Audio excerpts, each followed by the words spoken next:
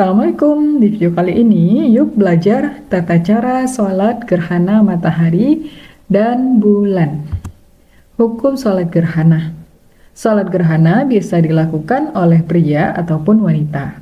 Namun, ada kebolehan bagi wanita muslim untuk mengerjakan tata cara sholat gerhana matahari maupun bulan sendirian di rumah. Seperti pendapat dari Fadilatusi Syekh Muhammad Ibnu Salih Al-Utsaimin dalam Majmu' Fatawa Ar-Rasail Ibnu Utsaimin. Perlu diketahui, hukum sholat gerhana sendiri adalah sunnah muakkad atau sunnah yang sangat dianjurkan pengerjaannya. Dengan catatan, fenomena yang dijadikan acuan dapat disaksikan langsung oleh mata telanjang bukan melalui hasil hisab.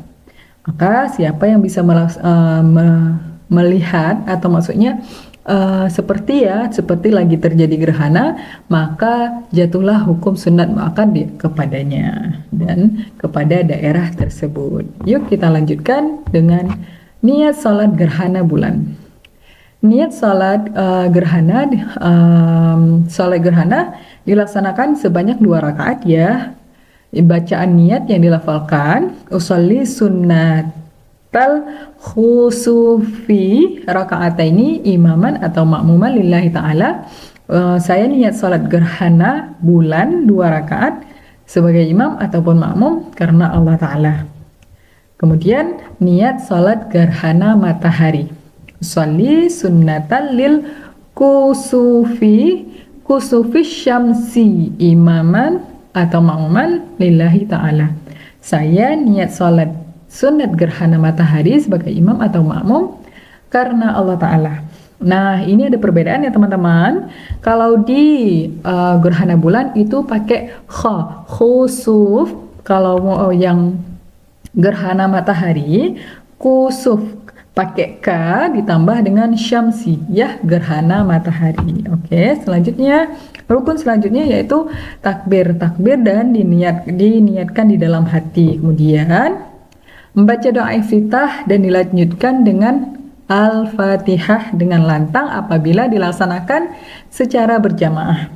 Namun dibacakan secara sir jika dikerjakan sendirian di rumah. Kemudian membaca surah Al-Baqarah atau surat lainnya yang sama dibaca dengan lantang. Nah ya, maksudnya surat-surat, kenapa surah Al-Baqarah? Maksudnya surat yang panjang gitu. Nah, bagi teman-teman yang nggak bisa menghafal, boleh membaca surat yang lain yang agak panjang gitu ya. Kemudian dilanjutkan dengan ruku yang lama ya. Kemudian setelah ruku bangkit dari ruku i'tidal. Seperti biasa, sami Allahu liman hamidah rabbana lakal hamd. Kemudian setelah i'tidal tidak langsung sujud, namun dilanjutkan dengan membaca surat Fatihah dan surat lain. Maksudnya itu berdiri kembali ya, berdiri kembali tapi masih dalam rakaat yang pertama, rakaat yang satu, berdiri yang kedua. Lebih singkat dari yang pertama, yakni membaca surah Al-Fatihah dan surah Ali Imran. Nah, di sini kembali ya dikatakan bahwa surah Ali Imran ini maksudnya itu masih surat yang panjang tapi lebih pendek dari surat yang sebelumnya. Kemudian selesai membaca surat khususnya, dilanjutkan dengan rukuk kembali yang panjang. Yang panjangnya itu lebih pendek dari rukuk sebelumnya. Jadi untuk kali yang kedua, berdiri kali yang kedua di rakaat yang pertama itu durasinya lebih pendek.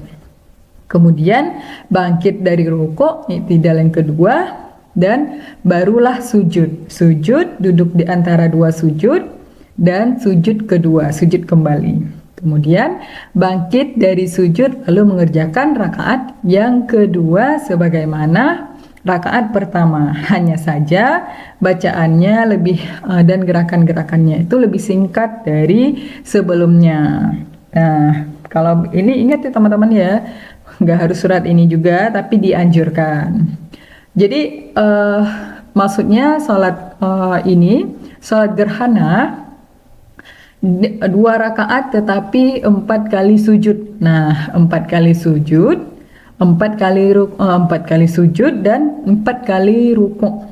Nah, jadi kalau rakaat biasa, sholat biasa itu sholatnya 2 kali rukuk, 4 kali sujud kan. Nah, tapi kalau sholat gerhana, rukuknya menjadi 1 rakaat itu 2 kali rukuk. Jadi totalnya 2 rakaat, 4 kali rukuk, 4 kali sujud. Sujudnya nggak ditambah, tetap 2 kali. Kemudian terakhir salam, jika dilakukan secara berjamaah, maka dianjurkan untuk mendengarkan 2 khutbah. Nah, dan jika dilaksanakan sendirian, maka dilanjutkan dengan memperbanyak istighfar dan juga berdoa. Semoga dijauhkan dari segala mara bahaya dan malapetaka. Oke, sekian dari saya pembahasan tentang sholat gerhana bulan dan matahari. Semoga bermanfaat.